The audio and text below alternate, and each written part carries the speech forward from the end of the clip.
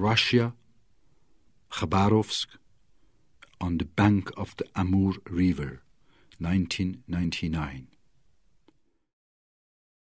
For hours on end, babushkas aimlessly wait in the streets for an unlikely charity. How many people are there throughout the country who fervently sang the praises of the communist ideology in their young days? How many people are there who, enthusiastic and committed, applied that ideal in faraway countries, from the Chinese border to the mountains of Tajikistan, from the Central Asia steppes to the banks of the Caspian Sea, from the Baltic coast to the Siberian ice desert. The collapse of the Soviet Union and the shifting of those emerging countries towards a market economy fostered a lean, mean, lawless capitalism. How many victims and abandoned people are there with no money, no job, no home, unable to return to their hometown, cast out by the natives of former Soviet provinces now independent. On the Russian bank of the Amur River, I was observing him staggering along, lost and dressed in rags.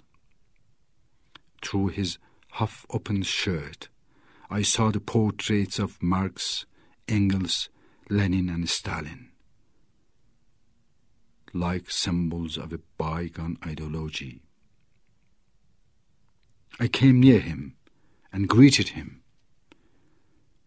I detected fear in his eyes.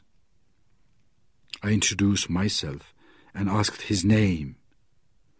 With difficulty, as though he were scoring his memory, he pronounced Genadi Vasilyevich and started to weep.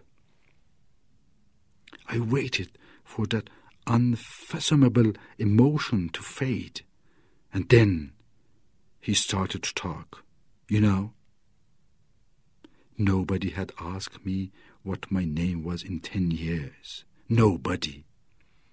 Ever since the day I was thrown out of the plant I worked in, out of the house I lived in, I have roamed the streets for 10 years. Later, as we spent hours together, I learned that Genadi Vasilyevich had done his military service in the 50s. He had traveled all the way to the Chinese border under Stalin's order. He told me he had his tattoo made at that time. Our paths separated. I still think of Genadi. He did not know what I had learned. Gulag prisoners in Siberia had those 4 faces tattooed on their chest so as to escape the firing squad. Who would have dared shoot at one of the then heroes?